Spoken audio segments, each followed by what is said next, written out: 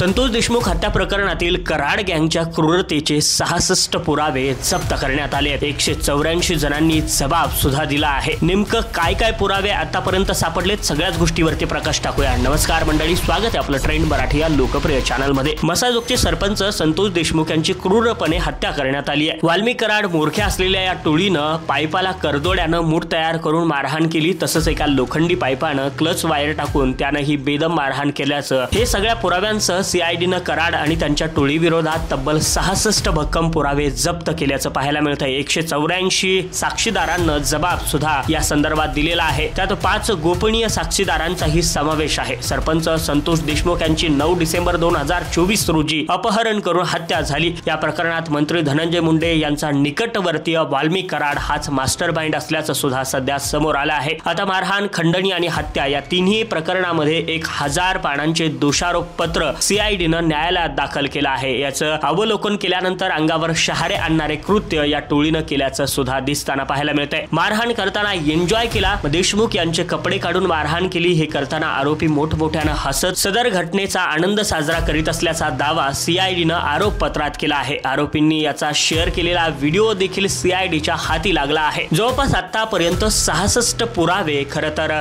जप्त करण्यात आलेत। एक गॅसचा पाईप, त्याची लांबी 41 इंच आहे, एका बाजूला गोलाकार केलेला आणि त्यावर काळ्या करदोड्यानं गुंडाळून मूठ तयार केलेली। याच पाईपावर लालसर रक्ताचा डाग सुद्धा आढळलाय। एक लोखंडी अर्धा इंच गोलाकार मूठ असलेला पाईप, त्यात लोखंडी तारेचे 5 क्लच वायर बसवलेले, त्यात लोखंडी मुठीची लांबी 5.5 इंच आहे। त्यात बसवलेल्या क्लच वायरची मुठीसह लांबी 41 ते 41.5 इंच आहे। अपहरण केलेल्या वाहनातील चालक, सीट, मॅटिंग व इतर ठिकाणी रक्ताचे डाग आढळले। सुदर्शन घुलेचे एटीएम कार्ड, पॅन कार्ड आणि बँक पासबुक वाहनात आढळले। प्लास्टिकचे काळ्या काचेचे काळ्या रंगाचे 2 गॉगल्स सुद्धा सापडले आहेत। काळ्या व पांढऱ्या रंगाचा गोल गळा असलेला टी शर्ट, त्याचबरोबर एक काळ्या रंगाची 10 नंबर साईज असलेली स्लीपर चप्पल सुद्धा सापडली आहे। एक काळ्या रंगाचे लेदर जॅकेट आहे, एका काळ्या रंगाचे घड्याळ, काळ्या रंगाचा बेल्ट आणि त्याचबरोबर आवाजाचा जो नमुना आहे, अशा पद्धतीचे जवळपास 66 पुरावे जप्त करण्यात आलेले आहेत। हत्या प्रकरणात एकूण 9 आरोपी होते, त्यातील सिद्धार्थ सोनवणे याला पुराव्याअभावी यातून वगळण्यात आलेले आहे। मात्र जे 8 आरोपी आहेत ते मात्र त्यांची नावं दाखल आहेत। 12 मार्चला पुढची आता सुनावणी होणार आहे आणि यावेळी विशेष सरकारी वकील ॲडव्होकेट उज्ज्वल निकम उपस्थित राहणार का, याकडे सुद्धा सगळ्यांचं लक्ष लागलं आहे। मात्र आता मुख्य आरोपी किंवा सूत्रधार म्हणून तरी वाल्मिक कराड याचं नाव समोर आल्याचं पाहायला मिळतंय आणि या सगळ्या गोष्टीला धरून धनंजय मुंडे सुद्धा आता अडचणीत येण्याची शक्यता आहे। त्यांचा राजीनामा होणार का? राजीनामा होणार तर राजीनामा धनंजय मुंडे कधी देणार हे सुद्धा पाहणं महत्त्वाचं आहे। वेळोवेळी अपडेट आपल्यापर्यंत पोहोचणार आहे, त्यासाठी ट्रेंड मराठीला सबस्क्राईब करून ठेवा।